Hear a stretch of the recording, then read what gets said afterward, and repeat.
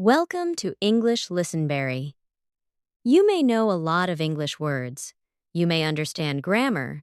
You may even understand most of what you hear. But when it is your turn to speak, something changes. You hesitate.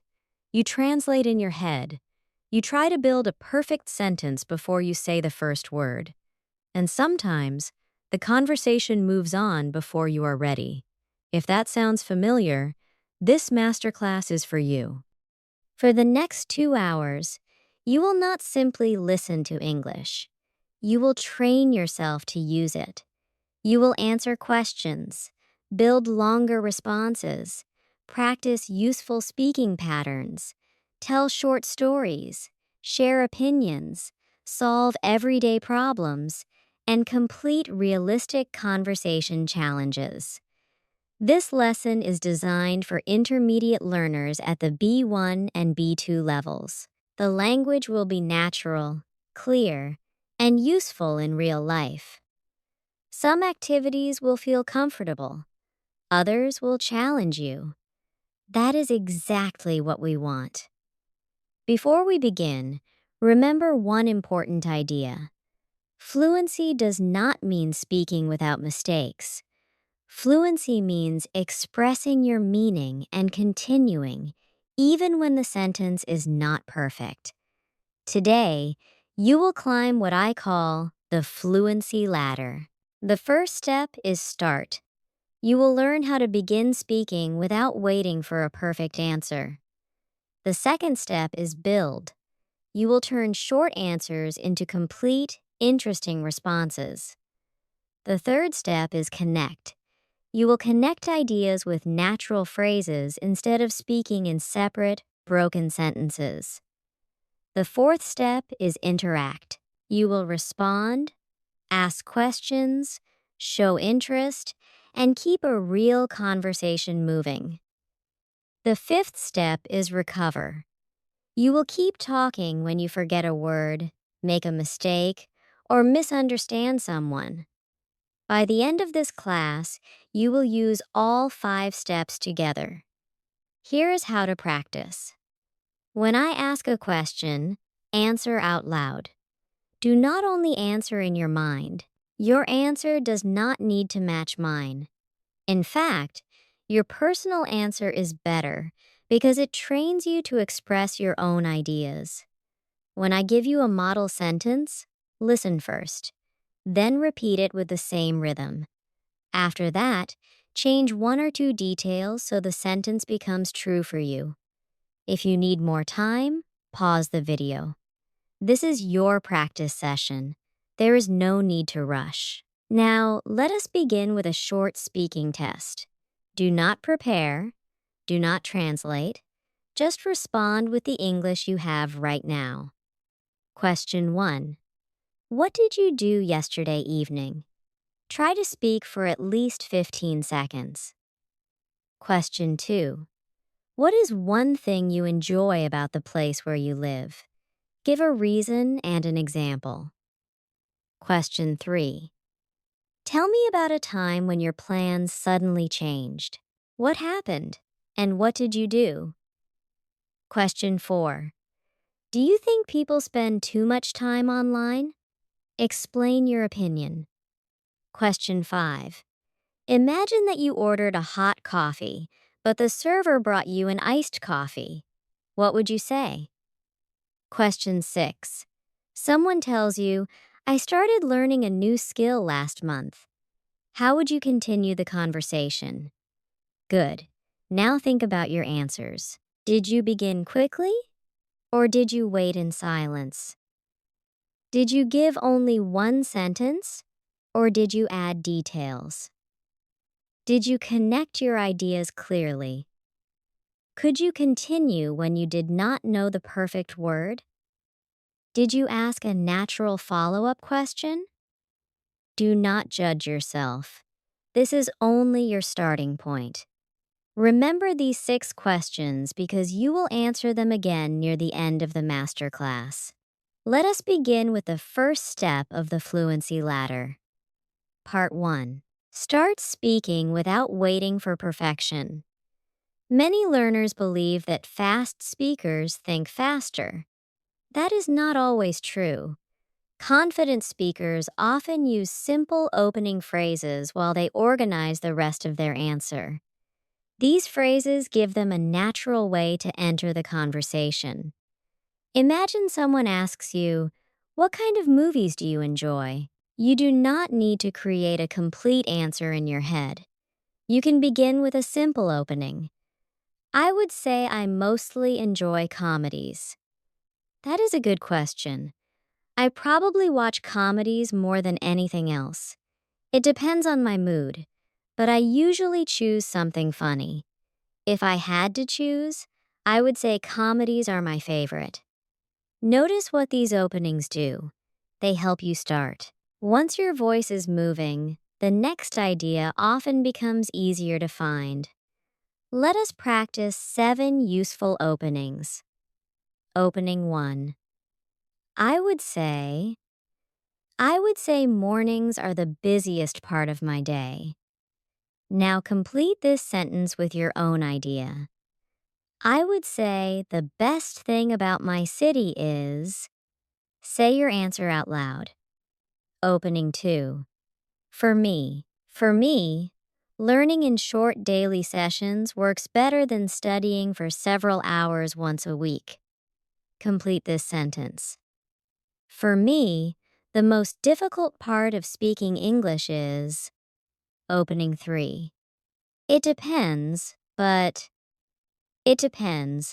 I usually prefer staying home on Friday nights. Complete this sentence. It depends, but on weekends I usually... Opening 4. The first thing that comes to mind is a small beach near my hometown.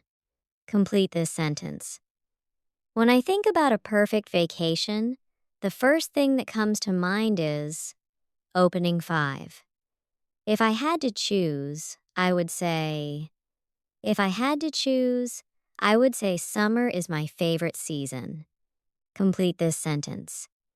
If I had to choose one food to eat this week, I would say... Opening 6. From my experience, speaking a little every day is more effective than waiting until you feel ready. Complete this sentence. From my experience, the best way to relax is... Opening 7. I have never thought about that before, but I think I would enjoy living near the ocean. Complete this sentence. I have never thought about that before, but if I could learn any new skill, I would... These phrases are useful, but use them naturally. You do not need one before every answer. Their purpose is to help you begin when you need a moment to think. Now let us practice with short questions. Try to start your answer within 3 seconds. You do not need to finish in 3 seconds. You only need to begin. What is your favorite time of day? A possible answer is... I would say early morning is my favorite time of day because everything feels quiet and fresh. Next question. Would you rather work from home or in an office? A possible answer is... It depends, but I would probably choose to work from home. I can focus better in a quiet space, although I sometimes miss talking with coworkers. Next question. What is one habit you would like to change? A possible answer is, for me, the habit I most want to change is checking my phone too often. I would like to be more focused, especially in the evening. Next question. What is the most useful thing you have learned recently? A possible answer is, the first thing that comes to mind is learning how to organize my weekly schedule. It sounds simple, but it has helped me waste less time. Next question. Would you enjoy living in another country? A possible answer is, I have never thought seriously about that before, but I think I would enjoy it for a year or two. It would be challenging, but I would learn a lot. Let us make the challenge a little harder. This time, I will ask a question and then add an unexpected follow-up. Begin both answers without trying to be perfect. What do you normally eat for breakfast? Why do you choose that? A model response is, I usually have eggs and toast for breakfast. I choose that because it is quick, filling, and easy to prepare before work. What do you do when you feel stressed? Does it always work? A model response is, for me, going for a short walk is the easiest way to reduce stress. It does not solve every problem, but it usually helps me think more clearly. What is one place you would like to visit? What attracts you to that place? A model response is, if I had to choose, I would say Japan. I am interested in the food, the cities, and the mix of modern life and traditional culture. What is a skill everyone should learn? Why is it important? A model response is, I would say everyone should learn how to communicate clearly. It is useful at work, in relationships, and almost everywhere else in life. You have now practiced the first step. Start. Remember, your first sentence does not need to be impressive. It only needs to open the door. A simple beginning gives your mind time to build the rest of your answer. Now we are ready for the second step. Part 2. Build longer and stronger answers. Many intermediate learners answer correctly but stop too soon. Do you like cooking? Yes, I do. What did you do this weekend? I stayed home. How is your job? It is good. These answers are not wrong, but they do not give the other person much to respond to. To build a stronger answer, use this 4-part pattern. Answer, reason, detail, invite. First, answer the question directly. Second, give a reason. Third, add a detail, example, or short experience. Fourth, invite the other person to respond with a question when it feels natural. Listen to the difference. Do you like cooking? Short answer, yes, I do. Stronger answer, yes, I do, especially on weekends. Cooking helps me relax because I can slow down and focus on one thing. Last Sunday, I tried making homemade pizza for the first time. What about you? Do you cook often? Let us identify the 4 parts. Answer, yes, I do, especially on weekends. Reason, cooking helps me relax. Detail, last Sunday, I tried making homemade pizza. Invite, what about you? Do you cook often? You do not always need all 4 parts. In a quick conversation, 2 or 3 may be enough. But this pattern trains you to develop an idea instead of stopping after one sentence. Let us practice. Question 1. Do you enjoy exercising? Begin with your direct answer. Now add a reason. Now add a detail about what you do, when you do it, or how it makes you feel. Finally, ask a related question. A model answer is, yes, I do, although I prefer simple exercise to intense workouts. I usually take a 30-minute walk after dinner because it helps me clear my mind. I also sleep better on the days when I move more. What kind of exercise do you enjoy? Question 2. Do you prefer mornings or evenings? Answer. Give a reason. Add a personal detail. Invite the other person to respond. A model answer is, I definitely prefer mornings. I have more energy, and I can concentrate before messages and other distractions begin. I normally do my most important work before 10 o'clock. Are you more productive in the morning or at night? Question 3. What do you usually do on Sundays? Answer. Give a reason for one activity. Add a specific example from a recent Sunday. Ask a related question. A model answer is, I usually keep Sundays fairly relaxed. I clean my apartment in the morning, have lunch with my family, and prepare for the week in the evening. Last Sunday, we tried a new restaurant near my parents' house. What does a typical Sunday look like for you? Question 4. What is one thing I want to improve this year? Answer. Explain why. Give one action you are taking. Invite the other person to respond. A model answer is, one thing I want to improve is my sleep schedule. I often stay up later than I plan, so I feel tired the next morning. I have started putting my phone in another room 30 minutes before bed. Is there a habit you are working on right now? Now, let us build answers with different types of detail. You can add a time detail. I started doing that about 6 months ago. You can add a place detail. There is a quiet park near my apartment where I often go after work. You can add a frequency detail.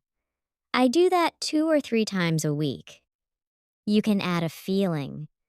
At first, I felt nervous, but after a few minutes, I became more comfortable. You can add a contrast. I enjoy it most of the time, although it can be difficult when I am busy. You can add an example. For example, last week I had to change my plans because of the weather. You can add a result. As a result, I have more energy during the day. Let us use these details in a rapid practice round. Complete each thought in your own way. I started learning English. One place where I can relax is, I practice speaking. The last time I spoke English, I felt, I like studying alone, although, for example, last week, because of this habit, Good. Now answer the following questions with at least 3 sentences. Use a direct answer, a reason, and one useful detail. What kind of music do you listen to? What is something that always improves your mood? How do you normally learn something new? What is one thing I like about your current routine? What is one thing I would like to change about it? Let us hear possible answers. I listen to several kinds of music, but I probably listen to pop the most. I like it because the rhythm gives me energy, especially when I am working. I also listen to slower music in the evening when I want to relax. Something that always improves my mood is talking to a close friend. Even a short conversation helps because I can share what is on my mind. If no one is available, I usually take a walk and listen to a podcast. When I learn something new, I like to understand the basic idea first. Then I watch an example and try it myself. I make plenty of mistakes, but practicing immediately helps me remember more. One thing I like about my routine is that my mornings are organized. I know what I need to do, so I do not waste much time deciding. That structure helps me begin the day calmly. One thing I would like to change is the amount of time I spend sitting. I work at a desk for most of the day, and sometimes I forget to take breaks. I am trying to stand up and move around at least once every hour. Notice that none of these answers uses difficult vocabulary. The fluency comes from developing one clear idea. Simple English can sound strong when the ideas are connected and complete. Now let us practice a common, real-life conversation. Imagine you meet a coworker on Monday morning. They ask, "How was your weekend?" Weak answer, it was good. Stronger answer, it was pretty relaxing. I had a busy week, so I stayed home on Saturday and caught up on sleep. On Sunday, I met a friend for lunch at a new Vietnamese restaurant.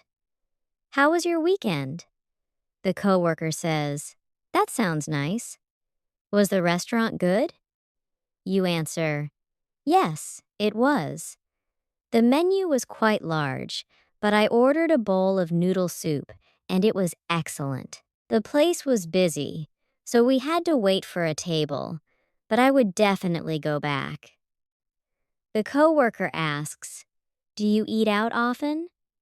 You answer, not very often. I usually cook at home during the week because it is cheaper and more convenient, but I like trying a new place once or twice a month. This conversation continues because each answer offers something new. A place, a food, a contrast, or a personal habit. Now create your own version. How was your weekend? What was one thing you did? Why did you choose to do it? How did you feel about it? What question could you ask the other person? Speak for at least 30 seconds. You have now practiced the second step. Build. Start with a direct answer. Add a reason. Give a useful detail. Then invite the other person to respond when appropriate. Next, we will make your English sound smoother by connecting your ideas. Part 3. Connect your ideas naturally. Fluent speech is not a collection of perfect sentences. It is a clear path from one idea to the next. Listen to this answer. I work from home. I like it. It is quiet. I save time. I do not commute. I sometimes feel lonely. The grammar is correct, but the ideas feel separated. Now listen again. I work from home, and I like it because the environment is quiet. Another advantage is that I save time since I do not have to commute. However, I sometimes feel lonely, especially when I spend the whole day without talking to anyone. The ideas are almost the same, but the second version sounds smoother because the relationships are clear. To speak more fluently, you need small connecting phrases that show addition, reason, contrast, example, result, and sequence. Let us begin with addition. And, also, another thing is, on top of that, not only that, listen and repeat. I enjoy working with people, and I like solving practical problems. I also appreciate having a flexible schedule. Another thing I like is the chance to learn new skills. On top of that, my coworkers are supportive. Not only that, but the office is close to my home. Now use one of these phrases to add an idea. I like my neighborhood because it is convenient. Another thing I like is... Complete the sentence. Next, let us express a reason. Because, since, the main reason is that is partly because. One reason for this is... Listen and repeat. I usually prepare lunch at home because it saves money. Since traffic is heavy in the morning, I leave home early. The main reason I study English is that I want more career opportunities. That is partly because English is used in my industry. One reason for this is that I work with international clients. Now complete this idea. I want to speak English more confidently. The main reason is that... Next comes contrast. But, however, although, even though. On the other hand, at the same time, listen and repeat. I like living in the city, but the noise can be tiring. The apartment is small. However, it gets plenty of natural light. Although the course was difficult, I learned a lot from it. Even though I was nervous, I introduced myself to the group. Working from home is convenient. On the other hand, it can be hard to separate work from personal life. I want to improve quickly. At the same time, I know that real progress takes patience. Now complete this contrast. Learning English online is convenient. On the other hand, next, let us give examples. For instance, one example is, like, especially. Listen and repeat. I try to use English during the day. For example, I write my shopping list in English. Some small habits make a big difference. For instance, you can describe what you are doing while you cook. One example is recording yourself for 1 minute every evening. I enjoy outdoor activities, like hiking and cycling. I find English difficult when people speak quickly, especially in group conversations. Now give a personal example. There are several ways I practice English. For example, next comes result. So, that is why. As a result, because of that, this means that. Listen and repeat. I went to bed late, so I was tired the next morning. I want to work abroad. That is why I take English practice seriously. I started reviewing new phrases every evening. As a result, I can remember them more easily. The bus did not arrive. Because of that, I had to call a taxi. My schedule changes every week. This means that I need a flexible study plan. Now complete this result. I have started speaking out loud every day. As a result, finally, let us organize a sequence. First, then, after that, while, eventually, in the end, listen and repeat. First, I checked the address. Then I looked for the fastest route. After that, I called my friend to confirm the time. While I was waiting for the train, I bought a cup of coffee. Eventually, the train arrived. In the end, I was only 10 minutes late. Now describe how you got ready today. Use first, then, after that, and finally. Do not worry if your routine is simple. Focus on the connections. Here is a model. First, I turned off my alarm and opened the curtains. Then I took a shower and got dressed. After that, I made coffee and checked my schedule. Finally, I packed my bag and left home. Now, let us transform several broken answers into smooth responses. Broken answer 1. I like traveling. It is exciting. It is expensive. I do not travel often. I went to Thailand last year. I had a great time. Connected answer. I like traveling because it gives me a chance to see new places and experience different cultures. However, it can be expensive, so I do not travel as often as I would like. For example, I went to Thailand last year, and I had a great time exploring the food markets and beaches. Broken answer 2. I started exercising. I wanted more energy. It was hard at first. I continued. I feel stronger now. Connected answer. I started exercising because I wanted to have more energy.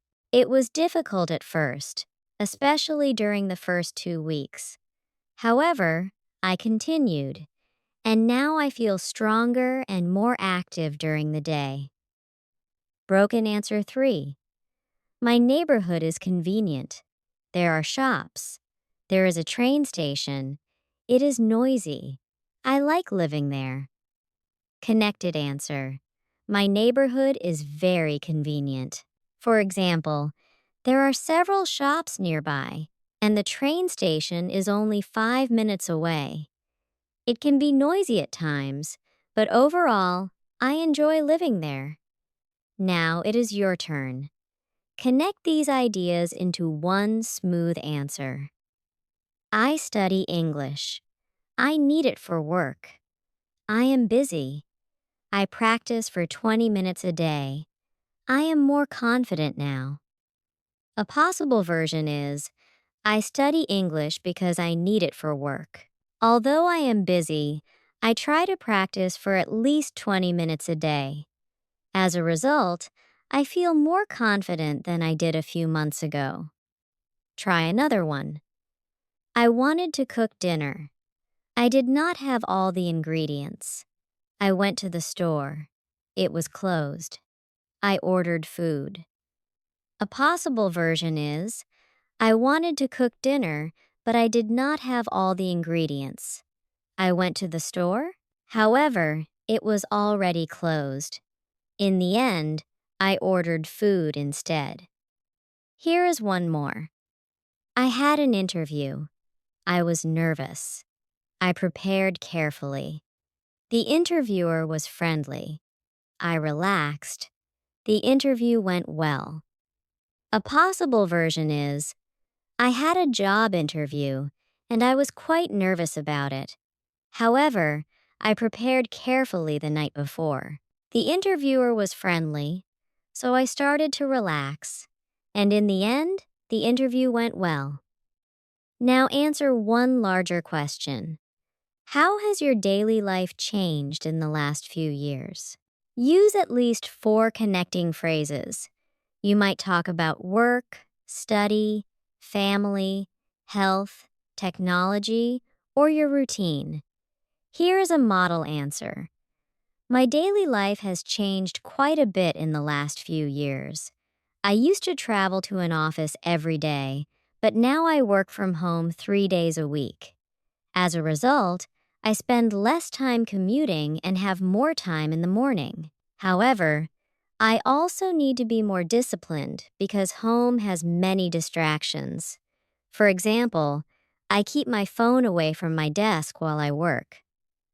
Overall, the change has been positive, although I still enjoy going to the office and seeing people in person. You have now practiced the 3rd step, connect. Connecting phrases are not decorations. They show the listener how your ideas fit together. Use them to create a clear path from beginning to end. Before we apply these skills to daily life, let us improve the way your sentences move. Fluency Lab. Speak in thought groups, not word by word. Fluency is not only about choosing the right words, it is also about grouping those words into clear pieces of meaning. When learners speak one word at a time, a sentence can feel slow and difficult to follow. After I finish work, I usually go for a walk. The listener has to work too hard because every word sounds separate. Natural speakers usually organize the same sentence into thought groups. After I finish work, I usually go for a walk because it helps me relax. There is a light pause between groups, but the words inside each group stay connected.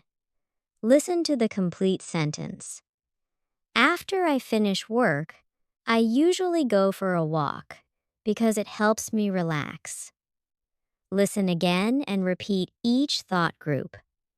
After I finish work, I usually go for a walk because it helps me relax. Now say the complete sentence. After I finish work, I usually go for a walk because it helps me relax. One more time, a little more naturally.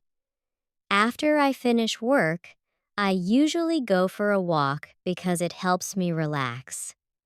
Good. You do not need to copy every detail of my voice. Focus on keeping each thought group together. Here's another sentence. I wanted to cook dinner, but I got home late, so I ordered something online. The first thought group gives the original plan. I wanted to cook dinner. The second group introduces the problem. But I got home late. The third group gives the result. So I ordered something online. Listen to the full sentence again. I wanted to cook dinner, but I got home late, so I ordered something online. Repeat. I wanted to cook dinner, but I got home late, so I ordered something online. Now change one detail. Replace cook dinner with exercise. I wanted to exercise, but I got home late, so I decided to rest. Repeat. I wanted to exercise, but I got home late, so I decided to rest. Now create your own version. I wanted to blank, but blank, so blank. Take a moment and say your sentence out loud. Pause the lesson if you need more time. Next, let us focus on sentence stress. In natural speech, not every word receives the same amount of attention. Important words are usually clearer and stronger. Grammar words are often lighter. Listen. I need to finish this report by Friday. The key words are need, finish, report, and Friday. Listen again. I need to finish this report by Friday. Repeat the sentence and make the important words clear. I need to finish this report by Friday. Now change the deadline. I need to finish this report by Tuesday. Repeat. I need to finish this report by Tuesday. Here is another example. We could meet in the morning, but the afternoon would be better for me. Listen naturally. We could meet in the morning, but the afternoon would be better for me. Repeat. We could meet in the morning, but the afternoon would be better for me. This time, change afternoon to evening. We could meet in the morning, but the evening would be better for me. Good. Natural rhythm also depends on common contractions. Instead of saying, I am not sure, but I would like to try, most speakers say, I'm not sure, but I'd like to try. Listen and repeat. I'm not sure, but I'd like to try. Again, I'm not sure, but I'd like to try. Instead of saying, I have not decided because I do not know the schedule, you will often hear, I haven't decided because I don't know the schedule. Listen and repeat. I haven't decided because I don't know the schedule. Again, with a smooth rhythm. I haven't decided because I don't know the schedule. Use contractions when they feel comfortable, but do not force them. Clear speech is more important than fast speech. Let us combine thought groups, stress, and contractions in a short shadowing practice. First, listen without speaking. I've been trying to wake up earlier because my mornings are usually rushed. It hasn't been easy, but I'm making progress. This week, I prepared everything the night before, so I had enough time to eat breakfast and leave home calmly. Now, repeat one thought group at a time. I've been trying to wake up earlier because my mornings are usually rushed. It hasn't been easy, but I'm making progress. This week, I prepared everything the night before, so I had enough time to eat breakfast and leave home calmly. Now shadow the complete response. Speak just after me and follow the rhythm. I've been trying to wake up earlier because my mornings are usually rushed. It hasn't been easy, but I'm making progress. This week, I prepared everything the night before, so I had enough time to eat breakfast and leave home calmly. Now make the response personal. Choose one habit you are trying to improve. Explain why it matters, mention one difficulty, and describe one action you took this week. Begin with this frame if you need help. I've been trying to blank because blank. It hasn't been easy, but blank. This week, I blank, so blank. Say your version now. Pause the lesson if you would like a full minute to practice. Let us do one more round at the B2 level. Listen first. Although working from home is convenient, I still prefer going to the office a few days a week. I tend to focus better at home. However, face-to-face conversations make collaboration easier. For me, a flexible schedule offers the best of both options. Notice the thought groups. Although working from home is convenient, I still prefer going to the office a few days a week. I tend to focus better at home. However, face-to-face conversations make collaboration easier. For me, a flexible schedule offers the best of both options. Repeat the complete response.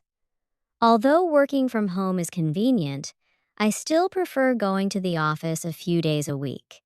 I tend to focus better at home. However, face-to-face conversations make collaboration easier.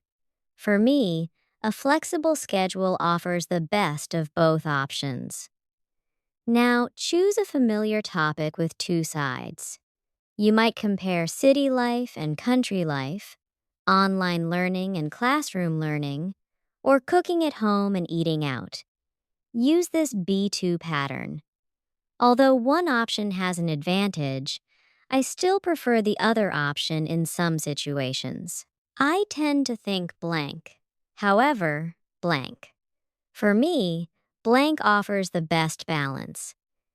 Give your answer out loud. Excellent. Remember the goal. Do not push every word out separately. Build one clear thought group, let it move, and then add the next one.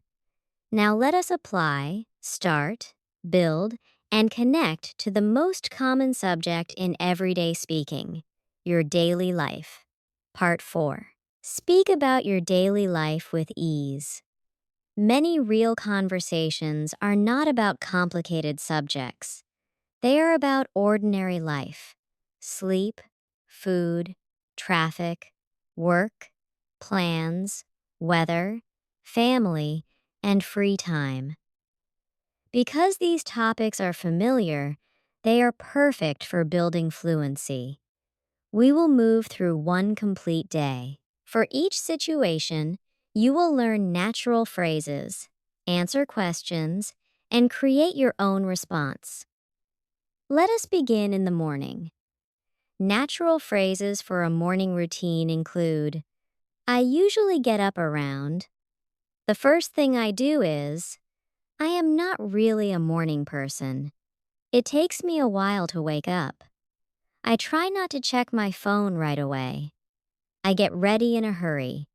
I leave home by. My mornings are usually pretty relaxed. My mornings tend to be hectic. Listen to this short answer. What is your morning routine like? I get up at 7, eat breakfast, and go to work. Now listen to a stronger answer. I usually get up around 7, although it takes me a few minutes to feel fully awake. The first thing I do is drink a glass of water and open the curtains. Then I make a quick breakfast and check my schedule. My mornings tend to be a little hectic, so I try to prepare my clothes and bag the night before. Now describe your own morning. What time do you usually wake up? What is the first thing you do? Do you eat breakfast? Are your mornings relaxed or busy? Is there anything you prepare the night before? Combine your answers and speak for 30 to 45 seconds. Next, imagine a quick conversation with a coworker or classmate. Good morning. You look tired. Did you sleep well? You could say, Not really. I stayed up later than I planned because I was finishing a project. I finally went to bed around midnight, but it took me a while to fall asleep. I will probably need an extra cup of coffee today. Or you could say, actually, I slept pretty well.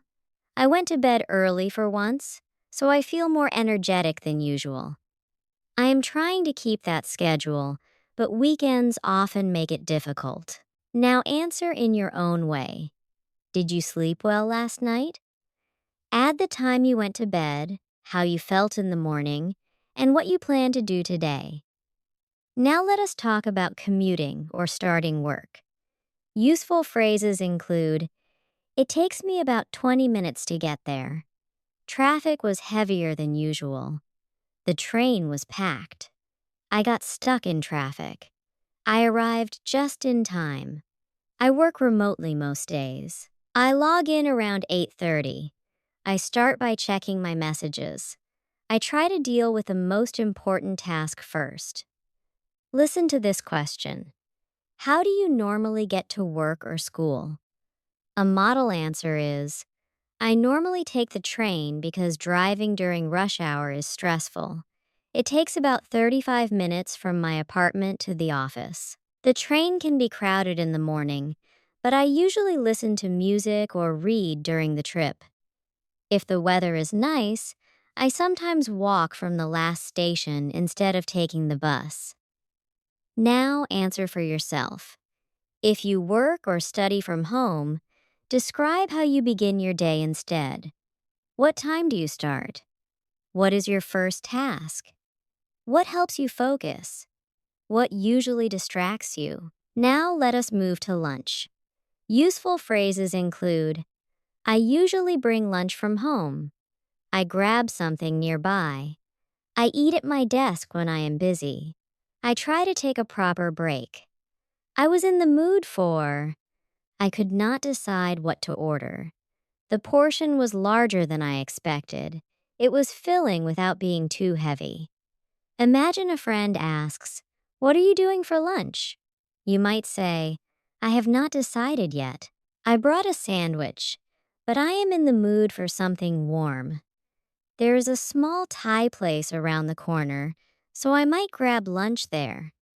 Do you want to come with me? The friend says, sure. Is it expensive? You reply, not really. Most dishes are around $12, and the portions are fairly large.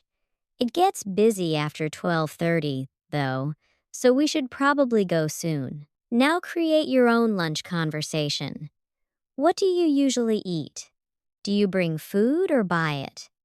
Who do you usually eat with? What is one place you would recommend? Ask the other person to join you. Now, let us talk about the afternoon. This is often when your energy drops and unexpected problems begin to appear. Useful phrases include, the afternoon went by quickly. I had back-to-back meetings. I was trying to finish a task before the deadline. Something unexpected came up. I needed to change my priorities. I lost track of time. I was not making much progress. I took a short break to clear my head. Listen to this question. How was your afternoon? A model answer is, it was busier than I expected. I planned to finish a report, but something unexpected came up, and I had to help a coworker solve a customer problem. That took almost an hour, so I needed to change my priorities. I still finished the most urgent part of the report, but I will complete the rest tomorrow. Notice the story inside this answer. Plan, interruption, action, and result. Now describe a busy afternoon you have had. What did you plan to do? What interrupted you? How did you respond? What was the result? Next comes the end of the workday. Useful phrases include, I am about to finish for the day. I need to wrap up a few things. I am looking forward to getting home. I do not have much planned tonight. I need to run a few errands. I am meeting a friend after work. I will probably have a quiet night. I want to get an early night. Imagine someone asks, "Do you have any plans after work?"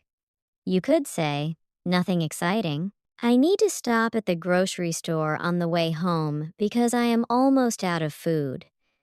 After that, I will probably make a simple dinner and watch an episode of a show. I have an early meeting tomorrow, so I want to get an early night." Or, "Yes, I am meeting a friend for dinner. We have not seen each other for a few weeks, so I am really looking forward to catching up.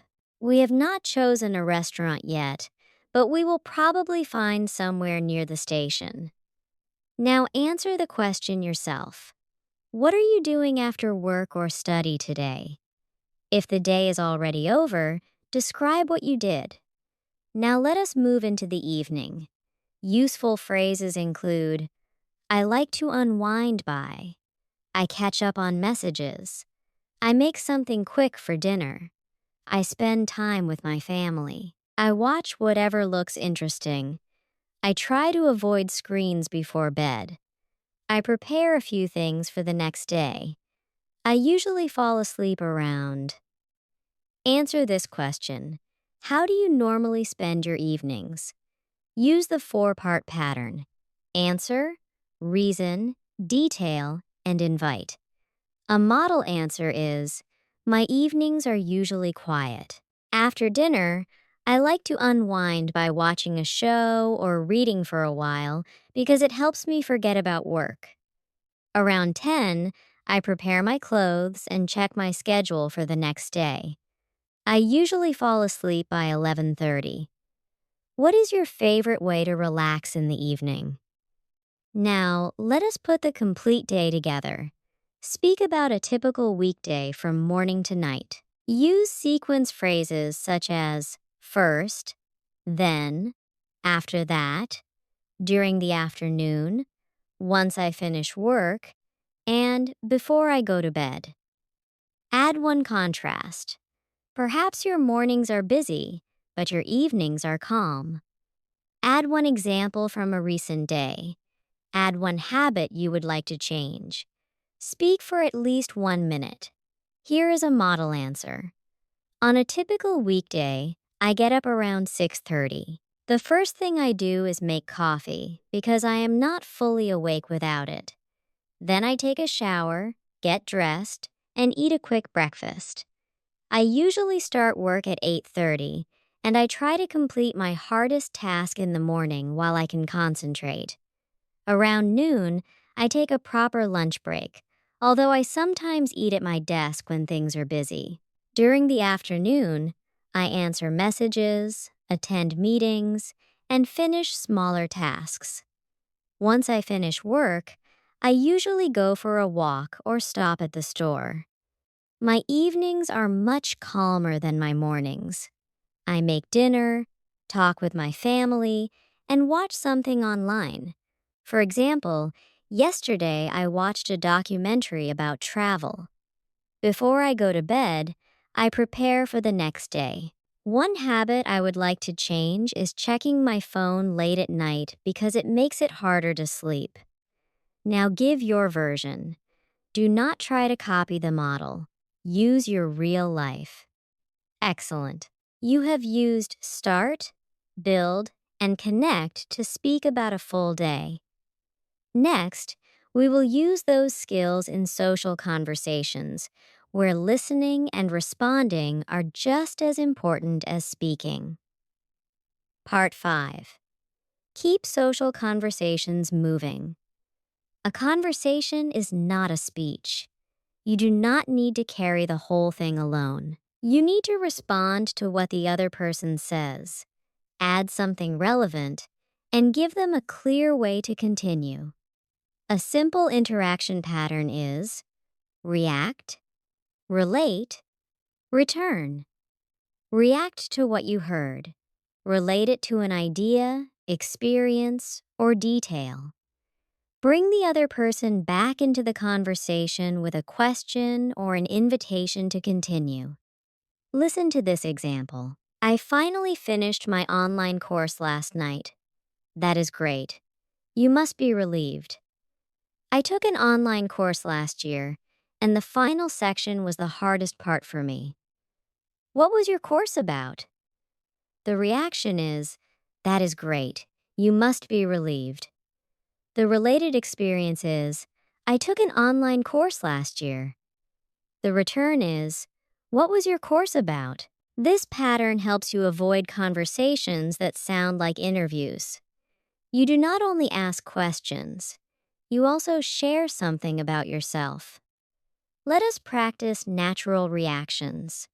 For good news, you can say, that is great. That sounds exciting. Good for you. You must be happy about that. I am glad to hear that. For difficult news, you can say, I am sorry to hear that. That sounds frustrating. That must have been difficult. What a stressful situation. I hope things get easier soon. For surprising news, you can say, really? No way. I was not expecting that. That is surprising. How did that happen? For an interesting idea, you can say, that is a good point. I have never looked at it that way. That makes sense. I know what you mean. That reminds me of something. Repeat these mini responses with natural energy. That sounds exciting. When are you going? That must have been frustrating. What did you do? Really? How did you find out? That is a good point. I had a similar experience. I know what you mean. I sometimes feel the same way. Now, respond to each statement. React first. Then ask one natural question. I am starting a new job next Monday. A possible response is, that is exciting. What kind of work will you be doing? I missed my flight yesterday. A possible response is, oh no, that must have been stressful. Were you able to get another flight? I have decided to learn how to cook. A possible response is, good for you. What is the first dish you want to learn? I am thinking about moving to a smaller city. A possible response is, really? What makes you want to move?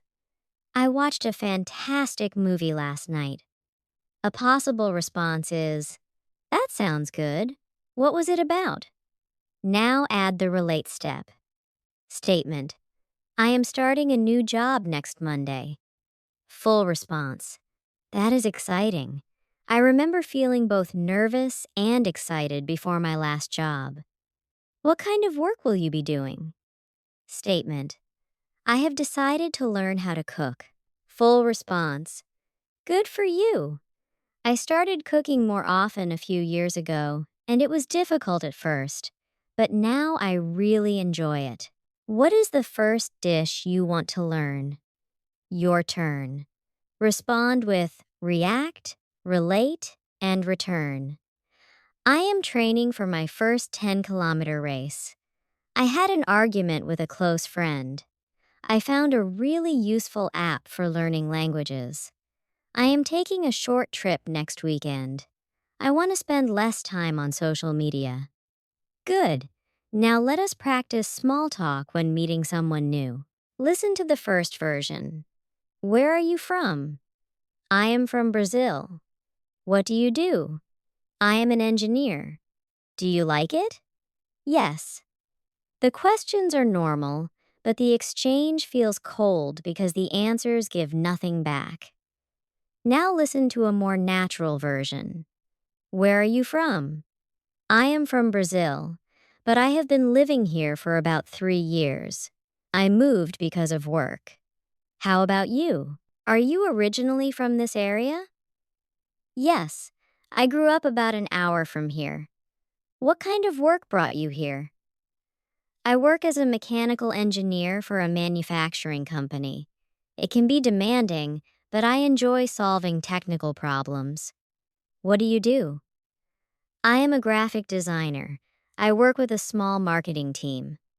That sounds creative. Do you mostly design for websites? Or do you work on other things too?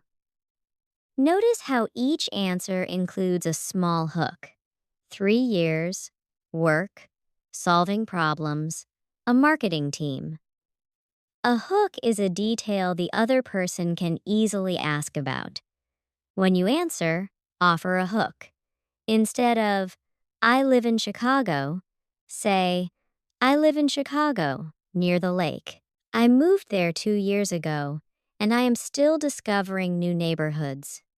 Instead of, I work in sales, say, I work in sales for a software company. Most of my clients are small businesses, so every day is a little different. Instead of, I like reading, say, I like reading, especially true stories and biographies. I just finished a book about someone who traveled around the world by bicycle. Now give a 2-sentence answer to each question. Include one hook. Where are you from? What do you do? Or what are you studying? What do you like doing in your free time? How long have you been learning English? What is something interesting about you that people do not usually guess? Now let us handle a common problem. Awkward silence. Silence is not always bad. People pause naturally. But if you want to restart the conversation, you can use a bridge. Speaking of that reminds me.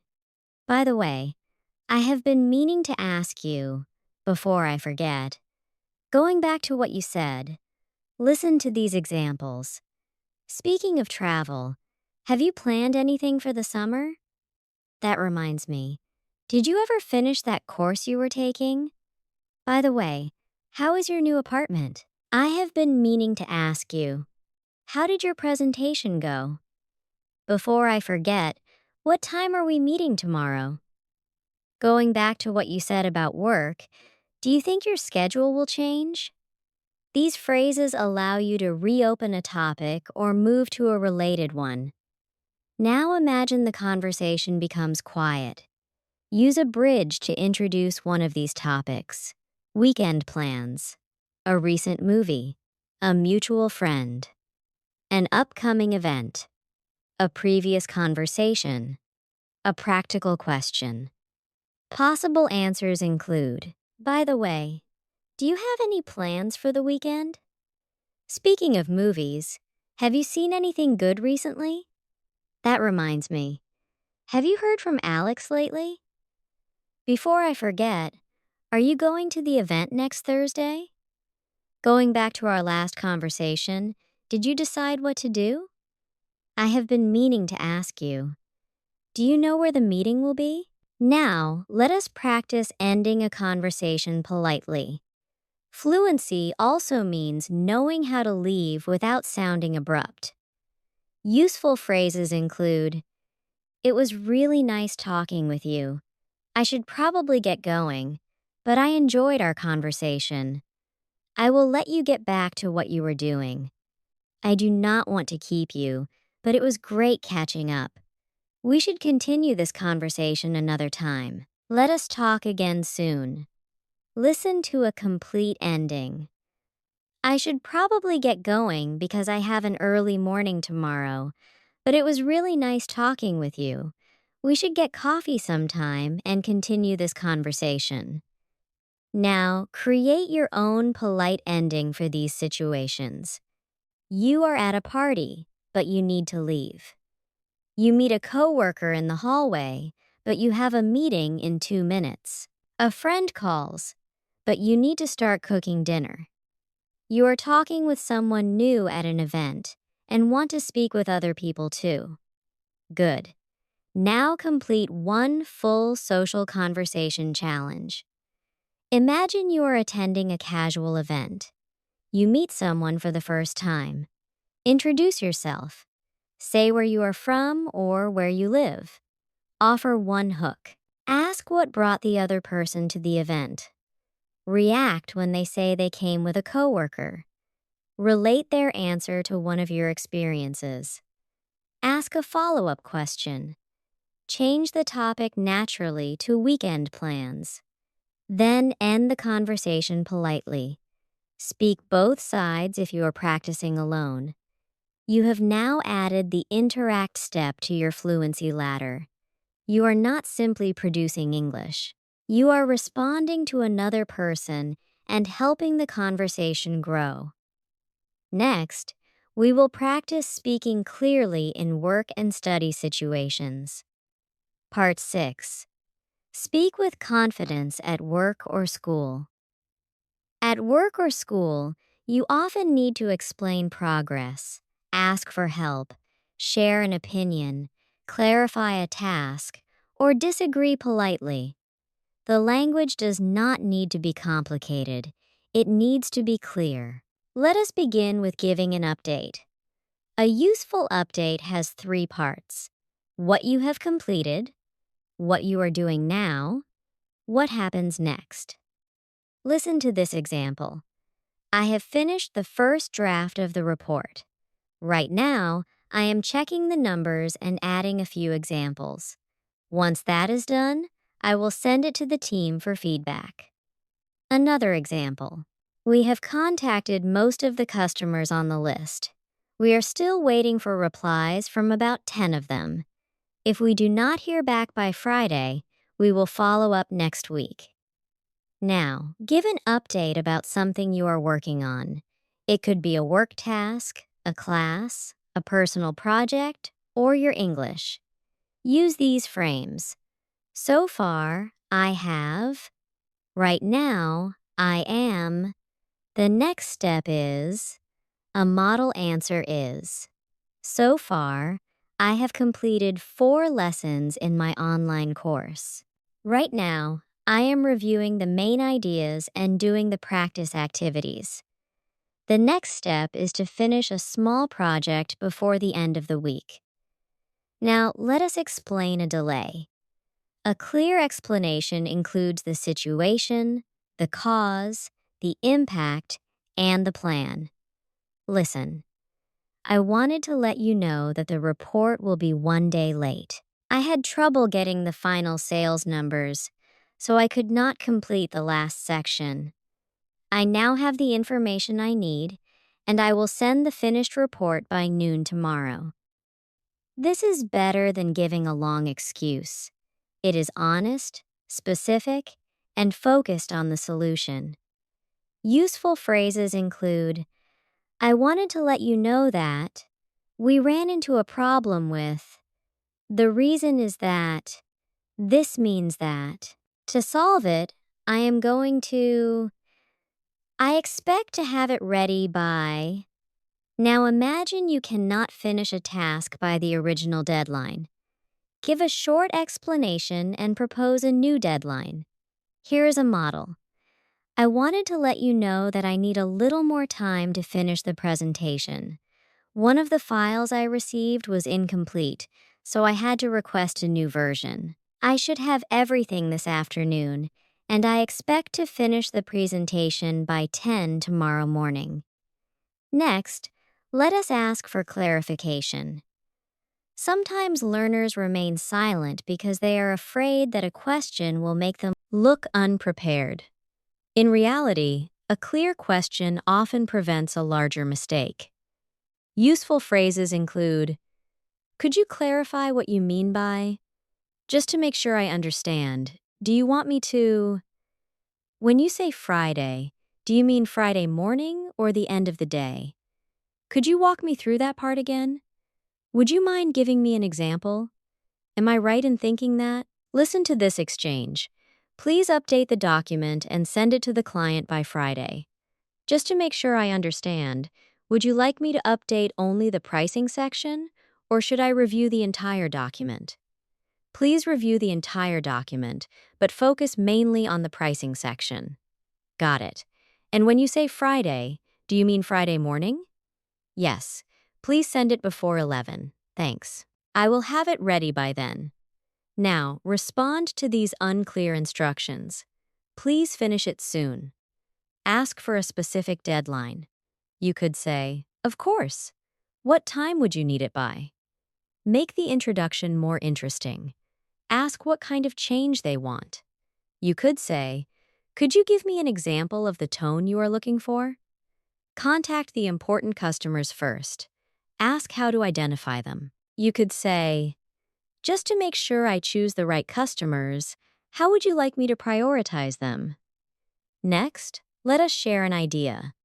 A confident suggestion can be simple. "I have an idea that might help."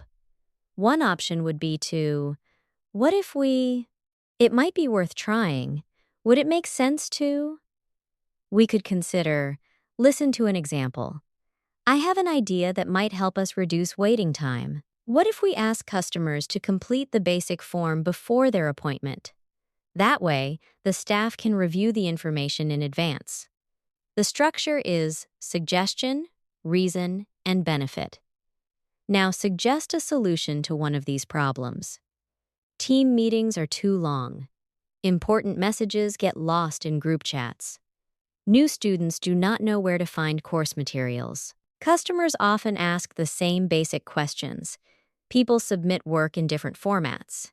Here are possible answers. It might be worth setting a clear time limit for each topic.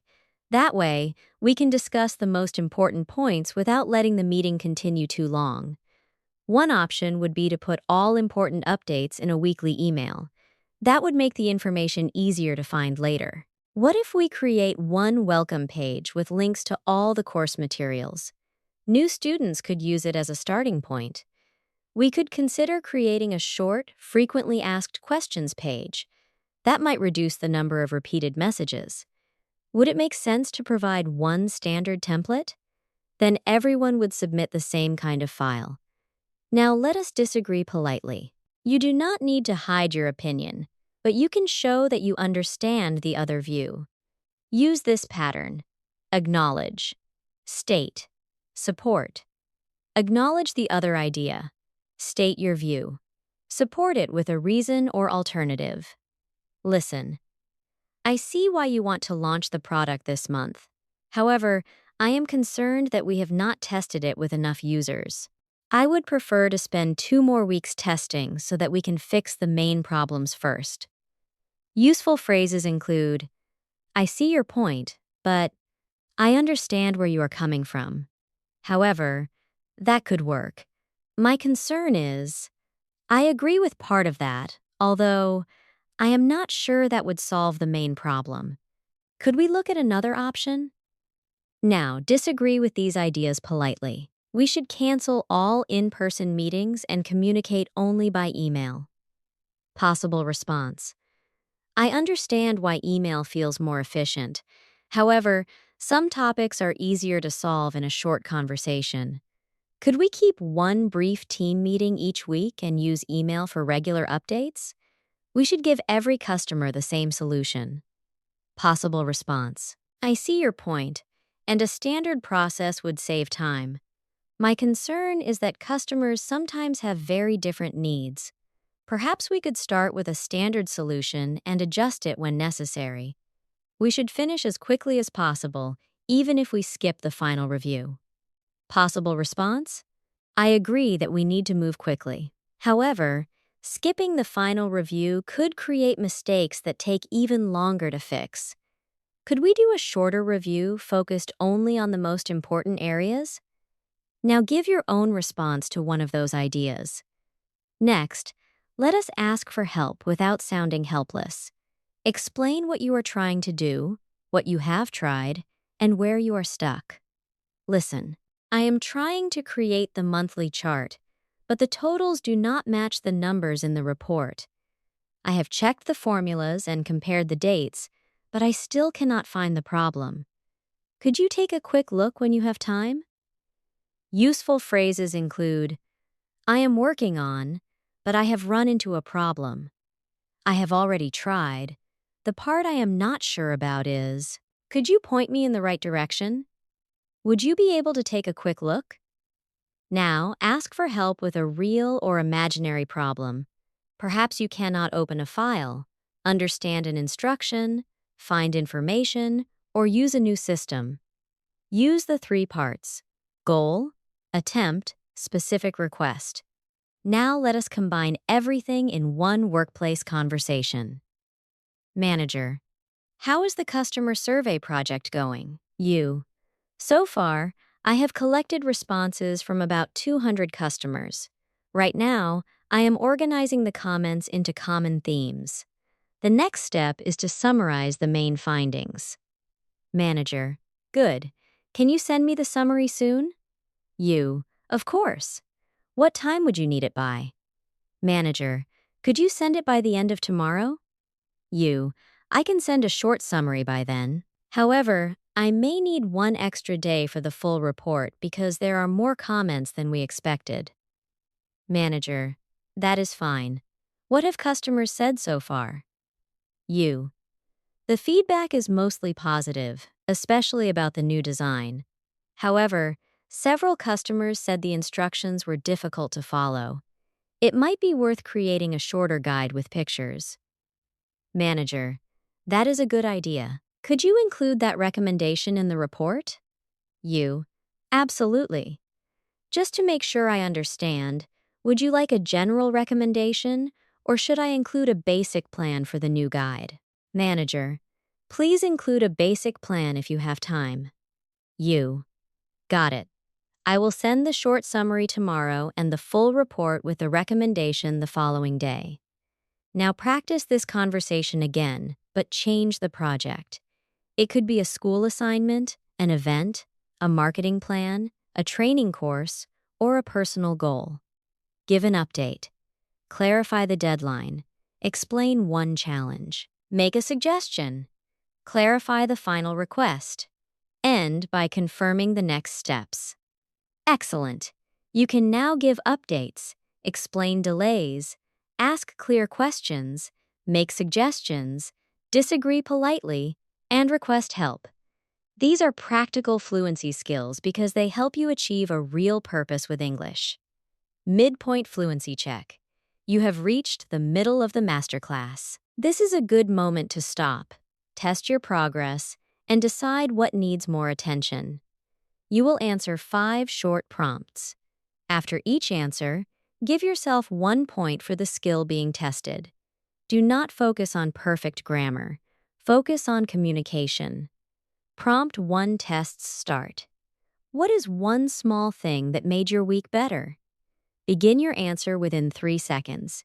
You can start with, the first thing that comes to mind is, give yourself 1 point if you began without a long silence. Prompt 2 tests, build. Do you prefer planning your day or being spontaneous? Give a direct answer, a reason, and 1 personal detail. Give yourself 1 point if your answer had at least 3 connected ideas. Prompt 3 tests, connect. Describe 1 change you have made in your daily routine. Use 1 phrase for reason, 1 for contrast, and 1 for result. You might use because, however, and as a result. Give yourself 1 point if the relationship between your ideas was clear. Prompt 4 tests, interact. Imagine a classmate says, I have an important interview tomorrow, and I'm nervous. React to the feeling, relate briefly, and ask a useful follow-up question. Give yourself 1 point if your response made it easy for the other person to continue. Prompt 5 prepares you for recover. Describe a kitchen tool without saying its name. Explain what it looks like, what it is used for, and where people usually keep it. Give yourself 1 point if you communicated the idea without stopping for the missing word. Count your points. If you scored 1 or 2, that is not a failure. It shows you exactly which skills need more repetition. If you scored 3 or 4, your fluency is becoming more flexible. If you scored 5, raise the difficulty in the second half. Make each answer longer, add contrast, and respond to the follow-up questions without preparing. Here is your B2 upgrade for the rest of the lesson. When an activity feels easy, add 4 things. First, add nuance with a phrase such as, to some extent, it largely depends on, I can see both sides, but I tend to think that. Second, Add a contrast with although, even though, or however. Third, give a specific example instead of a general statement. Fourth, finish with an unexpected but relevant follow-up question. For example, a B1 answer might be, I prefer working in the morning because I have more energy. A B2 upgrade could be, I tend to work better in the morning because my mind feels clearer and I have fewer distractions. However, that largely depends on how well I slept the night before. For example, if I stay up late, my most productive time may shift to the afternoon. What time of day do you usually do your most demanding work? You do not need to make every answer long. The goal is to choose the level of detail that fits the situation. Take a breath. Relax your shoulders. You have already done a lot of speaking. Next, we will learn what to do when your English does not go as planned. Part 7. Recover when you forget a word or make a mistake. Real fluency is not the ability to avoid every problem. It is the ability to recover and continue. Even native speakers forget words, change their sentences, and ask people to repeat things. The difference is that they do not treat every small problem as the end of the conversation. Let us begin with forgetting a word. Imagine you want to say thermometer, but the word disappears from your mind. You could stop and say nothing, or you could describe it. I cannot remember the exact word, but it is the small tool you use to check your temperature when you are sick. The other person says, a thermometer? Yes, that is it, a thermometer. You communicated successfully, and you also learned the word again in a meaningful moment. Use this three-part method. Name the problem, describe the idea, confirm the word. Useful phrases for naming the problem include, I cannot remember the exact word, but I do not know what it is called in English, but I am looking for the word for, what do you call the thing that, I have forgotten the name, but useful ways to describe the idea include, it is a thing you use for, it is a person who, it is a place where, it looks like, it is similar to, it is the opposite of, it is made of. You normally find it. The important thing is what it does, not what it is called. Let us practice. Describe an umbrella without saying the word umbrella. A possible answer is, it is something you carry when it rains. You open it above your head to stay dry. Describe a pharmacist without saying the word pharmacist. A possible answer is, it is a person who prepares or gives you medicine at a drugstore. You can also ask this person questions about how to take the medicine. Describe a receipt without saying the word receipt. A possible answer is, it is the small piece of paper you receive after you buy something. It shows what you bought and how much you paid. Describe a charger without saying the word charger. A possible answer is, it is the cable or device you connect to your phone when the battery is low. Describe a traffic jam without using that phrase. A possible answer is, it is a situation where there are too many cars on the road, so everything moves very slowly or stops completely. Now describe these words in your own way. Elevator, neighbor, appointment, headphones, refund, password, suitcase. You do not need a dictionary definition. Use simple words that communicate the idea. Now imagine you are telling a story and forget one word. Last weekend, I went to a place where you can borrow books. I cannot remember the word for it. The listener says, a library? You say, yes, a library. I went there to find a book about photography. Notice that after confirming the word, you continue the original story. Do not let the missing word become the whole conversation. Now, let us practice self-correction. Sometimes you hear your mistake as soon as you say it. Yesterday I go, sorry, Yesterday I went to the store. I have lived here since 3 years. Let me say that again. I have lived here for 3 years. The meeting is on Thursday. Actually, it is on Friday. Useful self-correction phrases include, sorry, let me say that again. What I meant was, actually, that is not quite right. Let me explain that another way. Or rather, you do not need to correct every tiny error. Correct the mistake when it changes your meaning or when the correct form comes to you quickly. Then continue.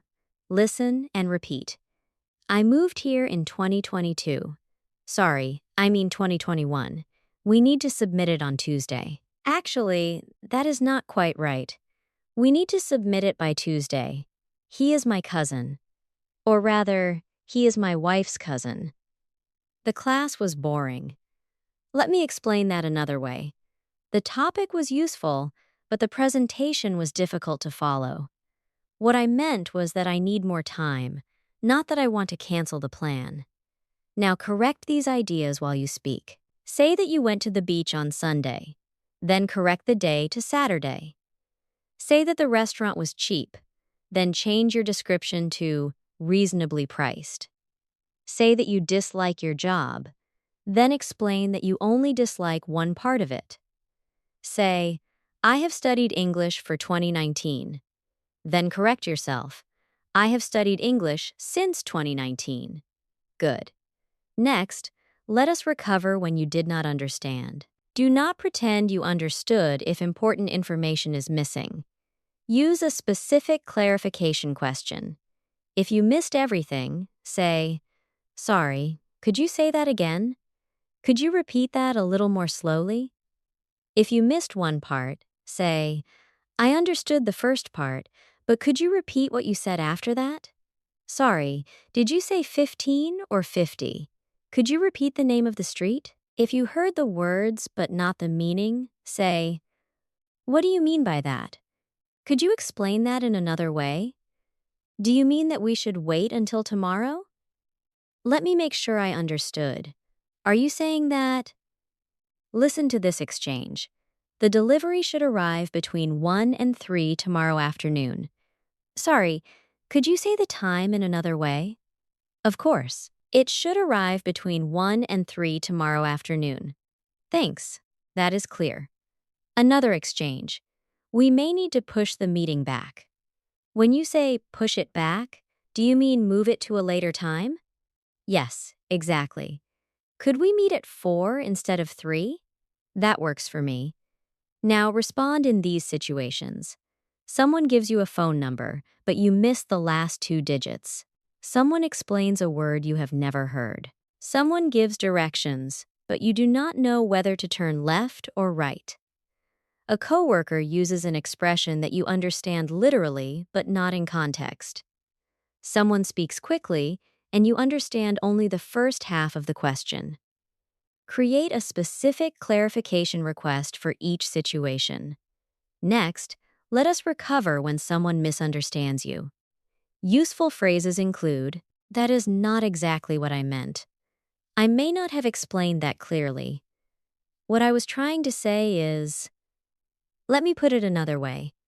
I did not mean that. I meant that. Listen, so you want to stop the project? Not exactly. I may not have explained that clearly. I do not want to stop the project.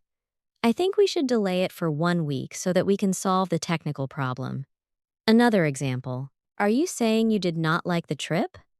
No, that is not exactly what I meant. I enjoyed the trip overall. I was only disappointed with the hotel because it looked very different from the pictures. Now clarify these possible misunderstandings. You said the course was challenging. Someone thinks you hated it. You said you need time alone. Someone thinks you are angry with them. You suggested changing a plan. Someone thinks you want to cancel it. You said a restaurant was unusual. Someone thinks you mean it was bad. Now let us combine all the recovery skills in one conversation. Customer. Hi, I am looking for the thing you use to connect a computer to a large screen. I cannot remember the exact word. Employee, do you mean a cable? Customer, yes, but I need a special kind. One end goes into the computer and the other end goes into the screen. Employee, it may be an HDMI cable. What kind of computer do you have? Customer, it is a MacBook Pro from 2020. Sorry, I mean 2021. Employee, in that case, you may also need an adapter. Customer, could you explain what the adapter does? Employee, it allows you to connect the cable to the smaller port on your computer. Customer, let me make sure I understand. I need both the cable and the adapter. Is that right? Employee, that is right. Customer, great. I did not mean that I need the most expensive option. I just need something reliable that I can use for presentations. Employee, then this basic model should work well. Customer, perfect. Thank you for explaining it. Now, create your own version. Choose an object you do not know how to name. Describe it, ask for clarification, correct one detail, and confirm the final information. You have now practiced Recover, the fifth step of the Fluency Ladder. The goal is not to hide every mistake. The goal is to protect the conversation. If you can describe, clarify, correct, and continue, you are already communicating fluently. Next, we will turn simple experiences into clear, interesting stories. Part 8. Tell stories people can follow. Stories are part of everyday conversation. You tell a story when you explain why you are late, describe your weekend, talk about a mistake, share a travel experience, or tell a friend what happened at work. A good everyday story does not need to be dramatic. It needs a clear structure. Use 4 parts. Set the scene, introduce the change or problem, explain what you did, give the result or lesson. Let us call this scene change, action, result. Listen to this short story. Last Saturday, I was meeting a friend at a cafe downtown. I left home early because I did not want to be late. However, when I arrived at the train station, I realized I had left my wallet on the kitchen table.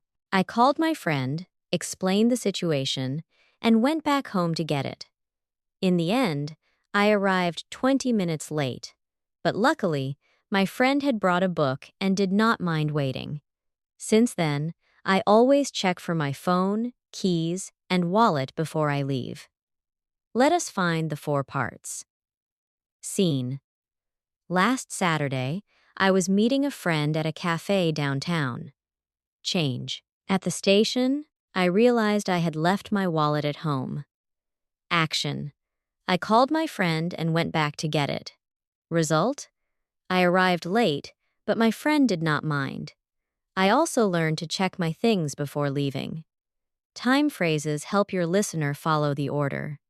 At first, a few minutes later, while I was, as soon as, just when, suddenly, eventually, in the end, since then. Listen and repeat. At first, everything was going according to plan. A few minutes later, I noticed that something was wrong. While I was waiting, I checked the address again. As soon as I saw the message, I called her. Just when I was about to leave, the rain started. Suddenly, all the lights went out. Eventually, we found the correct building. In the end, the problem was easier to solve than we expected. Since then, I have always kept a copy of the file. Now, let us build a story one step at a time. The topic is a plan that changed because of the weather. Set the scene. Last month, my family and I planned to spend the day at the beach. Introduce the change. Just as we were getting ready to leave, the sky became dark, and it started raining heavily. Explain the action. We waited for about an hour, but the weather did not improve. Instead of canceling the whole day, we decided to visit an indoor food market nearby. Give the result. In the end, We had a great time trying different dishes, and the children enjoyed it more than the beach. The day did not go according to plan, but it was still memorable. Now tell your own version. It can be real or imagined. Where were you planning to go? Who were you with? How did the weather change? What did you decide to do? How did the day end? Next story topic: a small mistake at work or school. Here is a model. About 2 months ago, I was preparing a document for an important meeting. I had two versions on my computer, and just before the meeting, I accidentally emailed the older one to the team. I did not notice the mistake until my manager asked why several pages were missing. I felt embarrassed, but I explained what had happened and immediately sent the correct file. Fortunately, everyone was understanding, and the meeting started only a few minutes late. Since then, I have used clear dates in all my file names so I can identify the newest version. Now tell a story about a mistake. Set the scene. What were you trying to do? What went wrong? How did you feel? What action did you take? What happened in the end? What did you learn? Next story topic: meeting someone for the first time. Listen.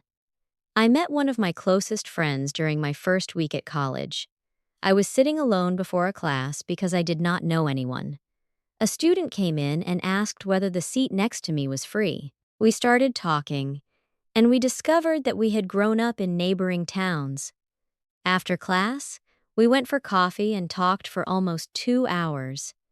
We have been friends ever since. Looking back, I am glad she decided to start that first conversation because I was too nervous to do it myself. Now tell your own story about meeting someone. It could be a friend, colleague, teacher, neighbor, or family member. Where did you meet? What was happening at the time? Who spoke first? What did you talk about? What happened after that?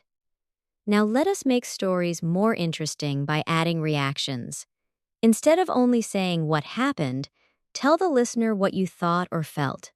I could not believe it. I was relieved to hear that. At that point, I started to worry. To be honest, I felt embarrassed. For a moment, I did not know what to do. Luckily, someone offered to help. The funny thing was, what surprised me most was, looking back, I realize. Listen to the difference. Plain version: I got on the wrong bus. I got off and called a taxi. I arrived late. Stronger version: I got on the wrong bus, and I did not notice for almost 20 minutes. When I finally looked outside, I did not recognize anything. At that point, I started to worry because I had an appointment across town. I got off at the next stop and called a taxi. Luckily, the driver knew a faster route, so I arrived only 10 minutes late. Looking back, I should have checked the bus number instead of following the crowd. Now, improve this plain story by adding time phrases and reactions. I lost my phone. I looked in my bag. I asked the restaurant. A server found it under the table. I got it back. A possible version is, last Friday, I had dinner at a crowded restaurant. After I left, I reached into my bag and realized that my phone was missing. For a moment, I thought someone had taken it, and I started to panic. I checked every part of my bag and then hurried back to the restaurant. Luckily, a server had found the phone under our table and kept it behind the counter. I was extremely relieved to get it back. Since then, I always check my seat before I leave a restaurant. Now it is time for a 1-minute story challenge. Choose one topic. A time you got lost. A day that did not go as planned. A useful lesson you learned from a mistake. A surprising conversation. A trip you still remember. Your first day at a job or school. A time someone helped you. Use scene, change, action, and result. Use at least 3 time phrases. Add one thought or feeling. End with the result or lesson. Begin now. Excellent work. When your listener can follow what happened, when it happened, how you reacted, and how it ended, your story feels fluent even if the vocabulary is simple. Next, we will move from stories to opinions. You will learn how to explain what you think without needing advanced words. Part 9. Share and support your opinions. When someone asks for your opinion, you may know what you think but struggle to explain why. The solution is not to search for bigger words. Use a clear structure. Opinion, reason, example, balance. State your opinion. Give the main reason. Add an example. Show balance by mentioning another side when appropriate. Listen to this question. Is working from home better than working in an office? Short answer, yes, I think it is better. Developed answer, in my opinion, working from home is better for tasks that require concentration. The main reason is that people can control their environment and avoid a long commute. For example, when I work from home, I can begin earlier and complete detailed work without office noise. On the other hand, an office is better for quick discussions and social connection, so I think a mix of both is probably ideal. Let us identify the parts. Opinion. Working from home is better for tasks that require concentration. Reason. People can control their environment and avoid commuting. Example, I can begin earlier and work without office noise. Balance. An office is better for discussion and connection, so a mix may be ideal. Useful ways to state an opinion include, in my opinion, from my point of view, personally, I think, as I see it, I tend to think that, if you ask me. Useful ways to give a reason include, the main reason is that. This is important because one concern I have is, what matters most to me is. Useful ways to add balance include, that said, at the same time, on the other hand, of course, it also depends on. I can understand the other side because there are advantages and disadvantages. Repeat these opinion frames. Personally, I think the benefits are greater than the disadvantages. The main reason is that it gives people more flexibility. For example, parents may be able to organize their time more easily. That said, not everyone has the same needs. I can understand the other side because some people prefer more structure. Now answer this question. Is it better to live in a large city or a small town? State your opinion. Give one reason. Add a personal or general example. Mention one advantage of the other choice. A model answer is, personally, I would prefer to live in a medium-sized city. The main reason is that I want access to good transportation, jobs, and entertainment without dealing with the extreme traffic of a very large city. For example, I like being able to walk to restaurants and take a train to work. That said, small towns are often quieter and may offer a stronger sense of community. Next question. Do people spend too much time on their phones? A model answer is, I tend to think that many people spend more time on their phones than they realize. One concern is that constant notifications make it difficult to focus or be fully present with other people. For instance, you sometimes see a group of friends sitting together while everyone is looking at a separate screen. At the same time, phones are useful for work, communication, and learning, so the problem is not the device itself. The real issue is how we use it. Now give your answer. Next question. Should English learners focus more on grammar or conversation? A model answer is, from my point of view, learners need both, but conversation should become a priority once they understand the basic grammar. Speaking practice helps people notice what they can and cannot use in real time. For example, You may understand the past tense in a book, but still need practice using it while telling a story. Of course, grammar remains useful because it helps make your meaning clearer. Now answer in your own words. Next question. Is online learning as effective as learning in a classroom? Think about flexibility, personal responsibility, interaction, and access. Give a balanced answer. Next question.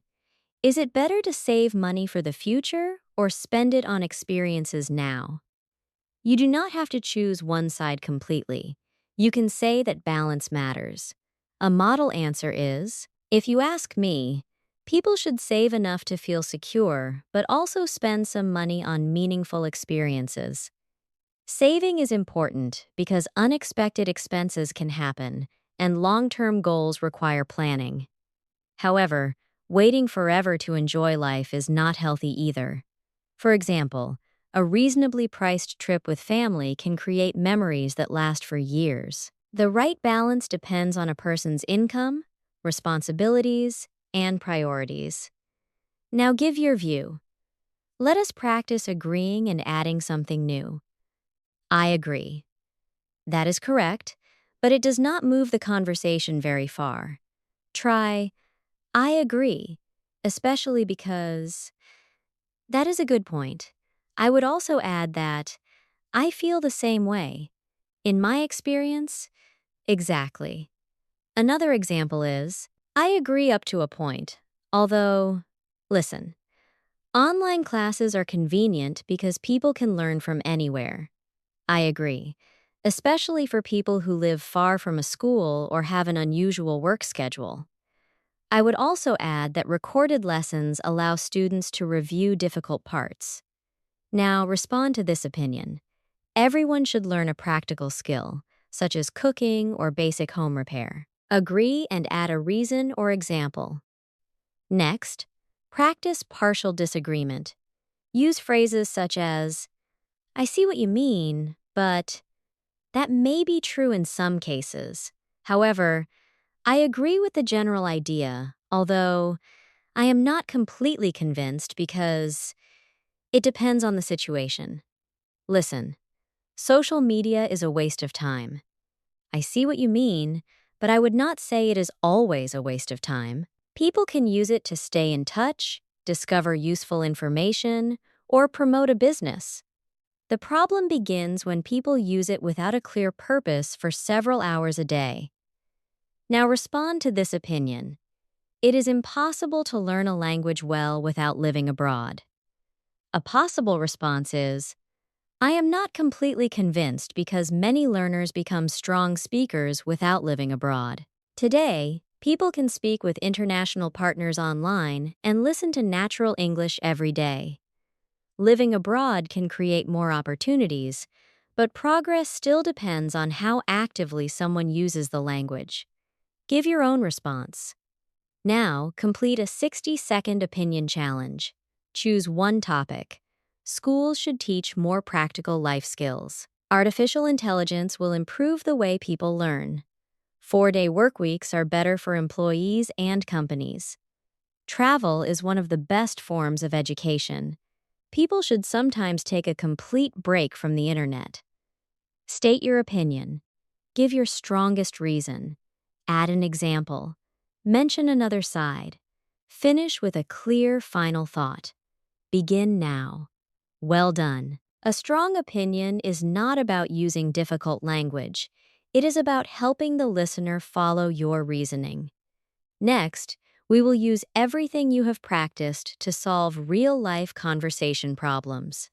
Part 10. Handle real-life problems politely and clearly. Real conversations do not follow a script. Orders are wrong. Plans change. People interrupt. Information is unclear. You may need to complain, refuse, apologize, or find a solution. In these moments, use 3 steps. State the situation. Explain what you need. Keep the tone cooperative. Let us begin at a restaurant.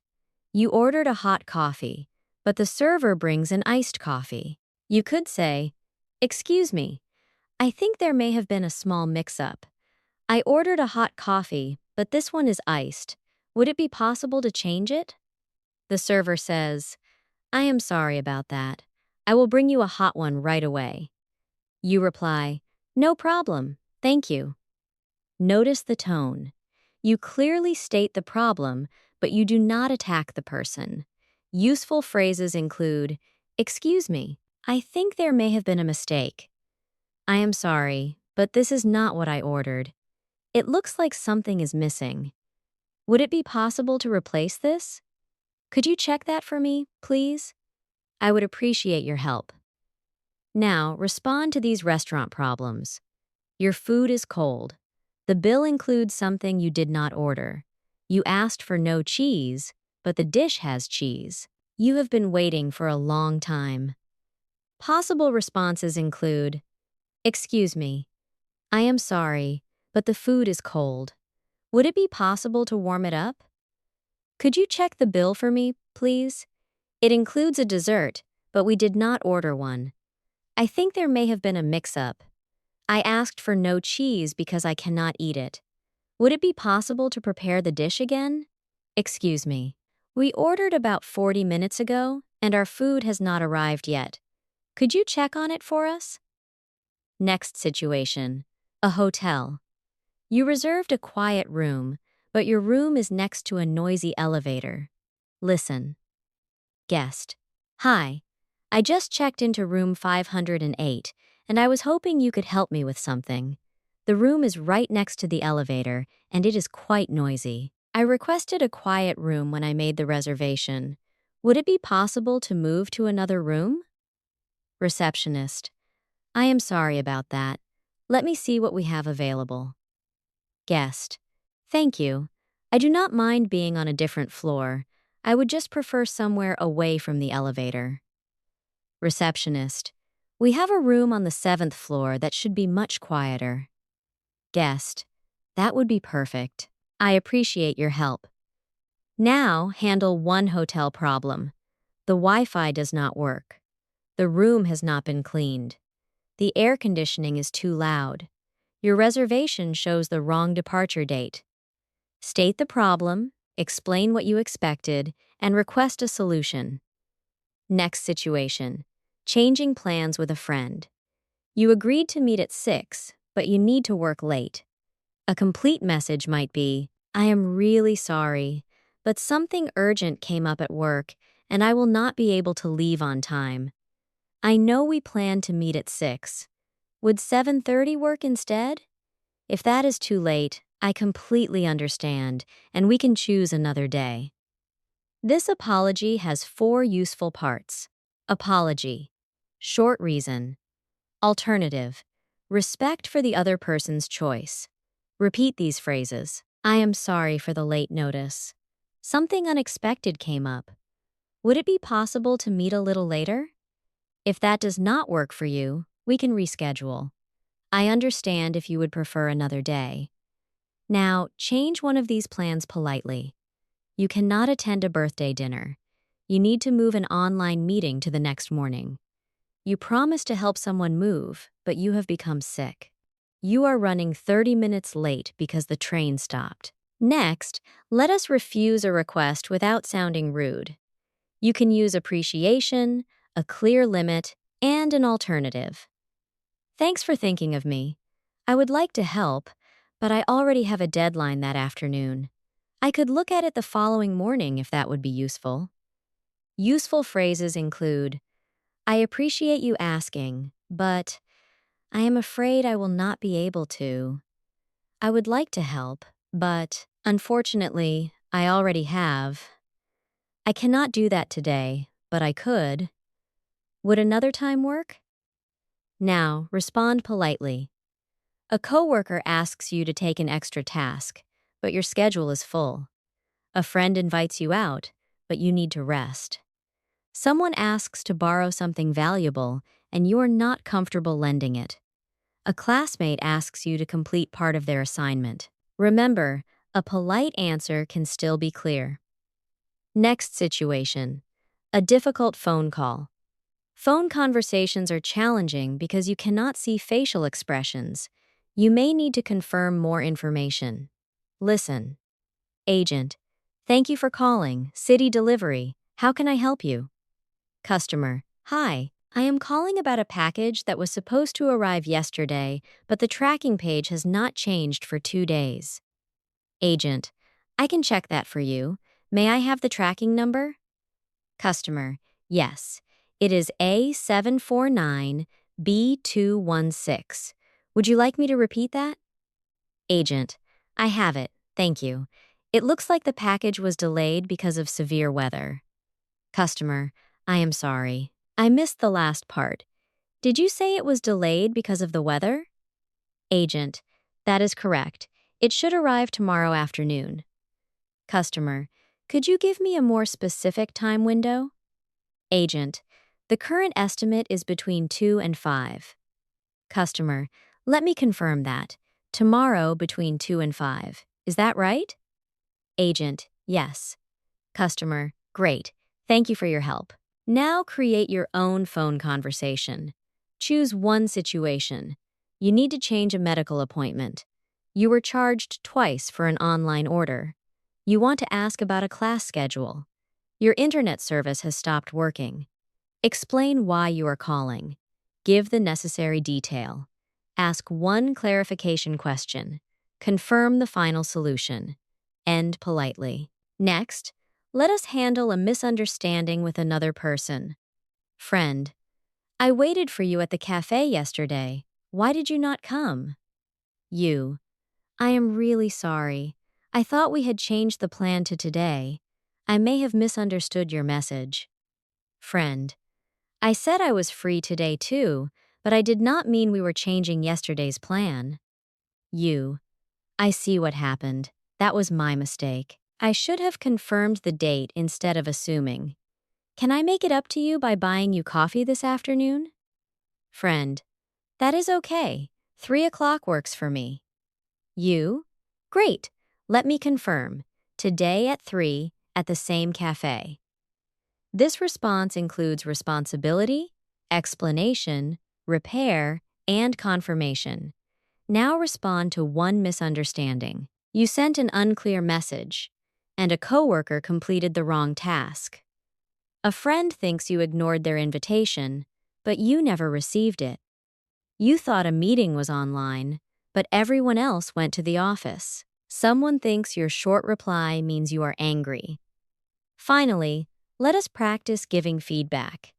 Good feedback is specific and balanced. Start with what works, identify the issue, and suggest a next step. Listen.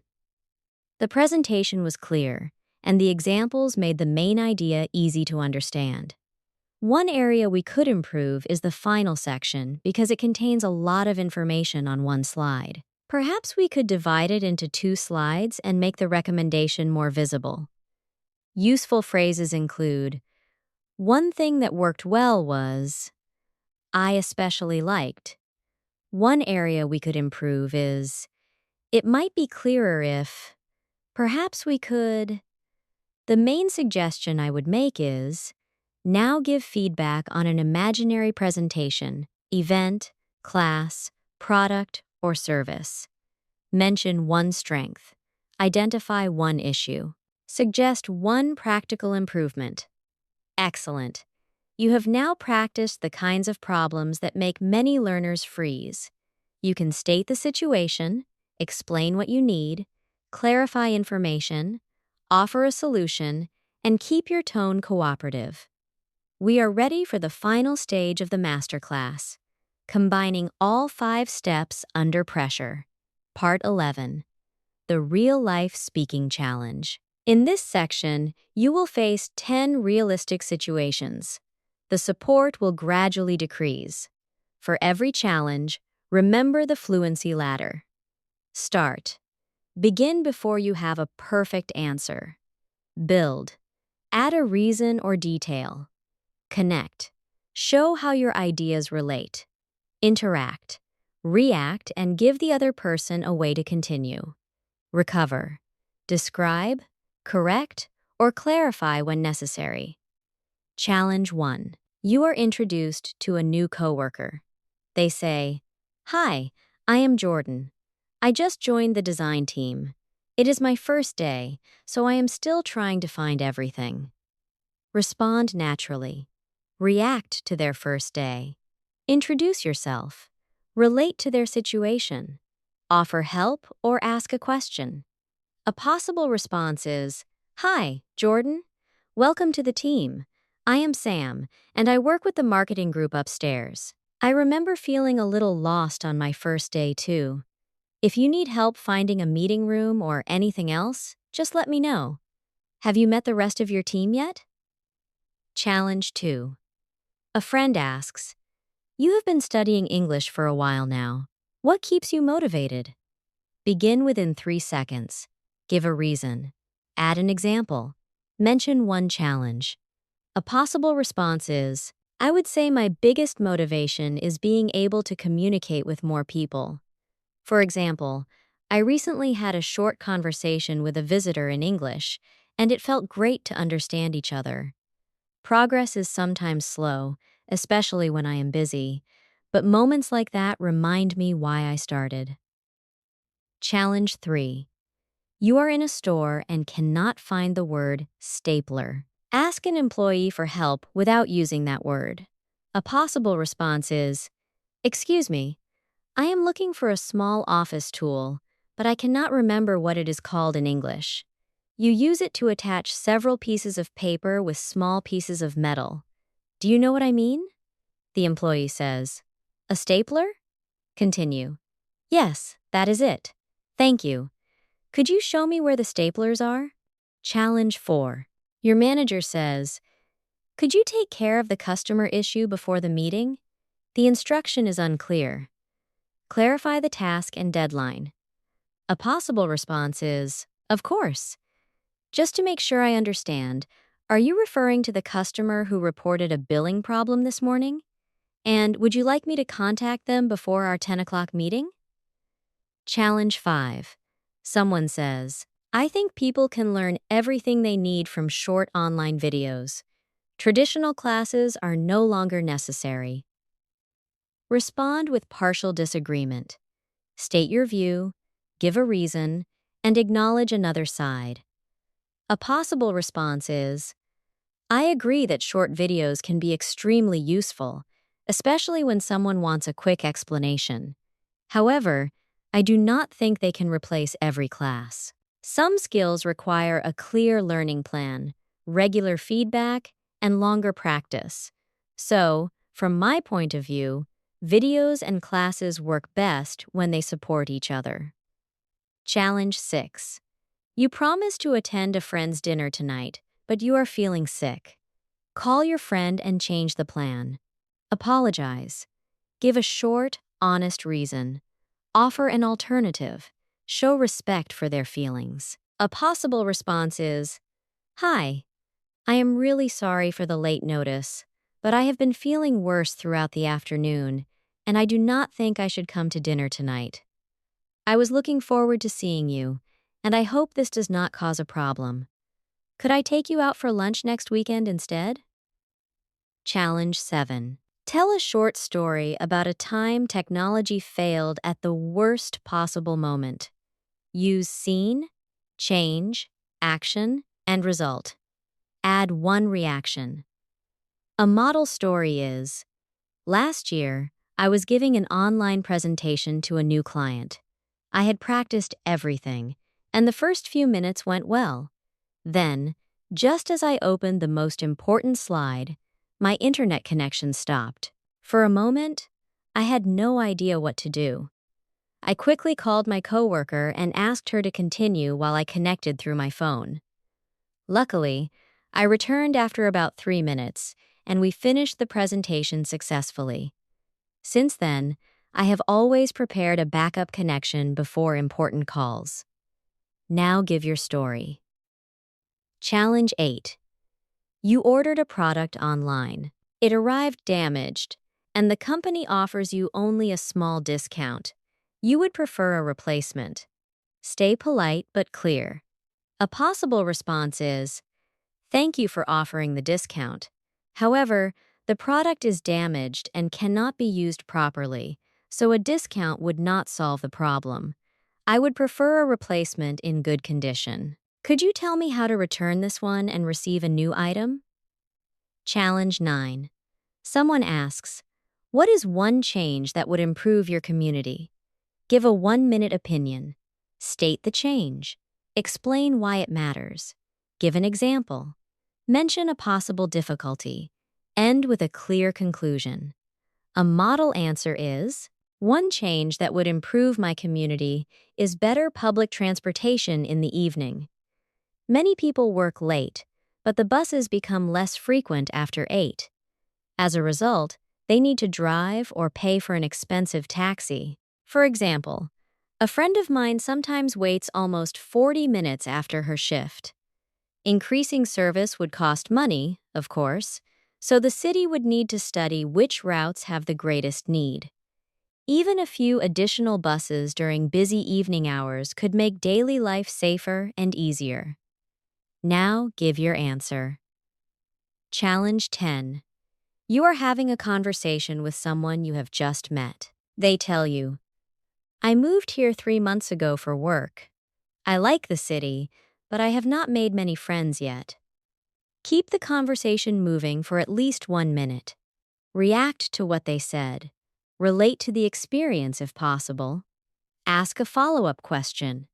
Offer a useful suggestion. Respond to their answer. Change the topic naturally. A possible beginning is, moving to a new city can be exciting, but I understand why it might feel lonely at first. I had a similar experience when I moved for school. What kind of activities do you enjoy outside work? They say, I like hiking and taking photos, but I do not know the area very well. You continue. In that case, you might enjoy the weekend walking group that meets near the Central Park. A friend of mine joined last year, and she met several people there. They usually choose an easy trail and then have lunch together. Would you like me to send you the group information? They say, that would be great. Thank you. You continue. Of course. Speaking of the area, have you had a chance to explore the old town yet? There are some great places to take photos there. Now, continue in your own way. Excellent work. You have completed 10 real-life challenges. Some answers probably felt easier than others. That is normal. Fluency grows situation by situation, not all at once. Now, let us return to the 6 questions from the beginning and measure what has changed. Final speaking test. This time, use everything you have practiced. Begin naturally. Build at least 3 connected sentences. Add a reason, example, feeling, or result. If you forget a word, describe it. If the situation invites a conversation, ask a related question so the other person can continue. Question 1. What did you do yesterday evening? Begin now and speak for at least 30 seconds. A developed answer might sound like this. Yesterday evening was fairly quiet. After I finished work, I stopped at the grocery store because I needed a few things for dinner. Then I went home, made a simple meal, and watched part of a documentary. I had planned to study English for half an hour, but I was tired, so I practiced for only 15 minutes. Even though it was a short session, I was glad I did not skip it completely. Question 2. What is one thing you enjoy about the place where you live? Give a reason and a specific example. Mention one disadvantage for balance. A developed answer might sound like this. One thing I really enjoy about where I live is how convenient it is. There is a grocery store, a park, and a train station within walking distance, so I do not need to drive very often. For example, on weekends, I can walk to the park in about 10 minutes and meet friends there. The neighborhood can be noisy during rush hour, but overall, the location makes daily life much easier. Question 3. Tell me about a time when your plans suddenly changed. Use scene, change, action, and result. A developed answer might sound like this. Last summer, I planned to take an early train to visit my sister. I arrived at the station on time, but a few minutes later, an announcement said that all trains had been canceled because of a technical problem. At first, I felt frustrated because we had already made plans for lunch. I checked the bus schedule and found a bus leaving 40 minutes later. In the end, I arrived about an hour late, but we still had most of the day together. Since then, I always check for travel updates before leaving home. Question 4. Do you think people spend too much time online? Give your opinion, reason, example, and a balanced point. A developed answer might sound like this. Personally, I think many people do spend too much time online, especially when they use their phones without noticing how much time has passed. The main concern is that constant scrolling can reduce attention and take time away from sleep or real conversations. For example, I sometimes open an app for one message and realize 20 minutes later that I am still looking at my phone. That said, being online is not always negative because it helps people work, learn, and stay connected. I think the goal should be to use technology intentionally rather than avoid it completely. Question 5. You ordered a hot coffee, but the server brought you an iced coffee. What would you say? A developed response might be, "Excuse me, I think there may have been a small mix-up. I ordered a hot coffee, but this one is iced. Would it be possible to change it? I am happy to wait." Question 6. Someone tells you, "I started learning a new skill last month." Continue the conversation. A developed response might be, "That is great. Starting something new can be challenging, but it is also exciting. I started learning a new skill last year, and the first few weeks were definitely the hardest." What skill are you learning, and what made you choose it? Now compare these answers with the ones you gave at the beginning. Did you start more quickly? Did your answers become longer and clearer? Did you use reasons, examples, and details? Did you connect your ideas? Did you know how to recover if a word was missing? Did you create a path for the conversation to continue? Even one improvement is real progress. Final review. Today, you climbed the 5 steps of the Fluency Ladder. Step 1 was start. You practiced beginning with natural phrases such as, "I would say," "For me," "It depends," but the first thing that comes to mind is. Step 2 was build. You used answer, reason, detail, and invite to turn short answers into complete responses. Step 3 was connect. You connected ideas with phrases that show addition, reason, contrast, example, result, and sequence. Step 4 was interact. You used react, relate, and return to show interest and keep conversations moving. Step 5 was recover. You practiced describing a missing word, correcting yourself, asking for clarification, and repairing misunderstandings. You also practiced daily routines, social conversations, work situations, storytelling, opinions, polite problem solving, and speaking under pressure. Now remember this. You do not become fluent by waiting until you are ready. You become more fluent by starting with the English you have, building one idea at a time, and continuing even when the sentence is not perfect. Your next step is simple. Choose one activity from this masterclass and repeat it tomorrow. You could answer the 6 final questions again, tell a 1-minute story, describe a typical day, or share an opinion about a familiar topic. Record yourself if you can. Do not listen only for mistakes. Listen for progress. Did you begin sooner? Did you speak for longer? Were your ideas easier to follow? Could you recover instead of stopping? Those are signs that your speaking is becoming more fluent. Thank you for completing this 2-hour B1-B2 speaking masterclass with English ListenBerry. If this lesson helped you, Subscribe to English ListenBerry and continue practicing with us. In the comments, write the number of the speaking challenge that was most difficult for you. Your answer will help us create future lessons for exactly the situations you want to practice. Keep listening. Keep speaking. Keep building your confidence one conversation at a time. See you in the next lesson.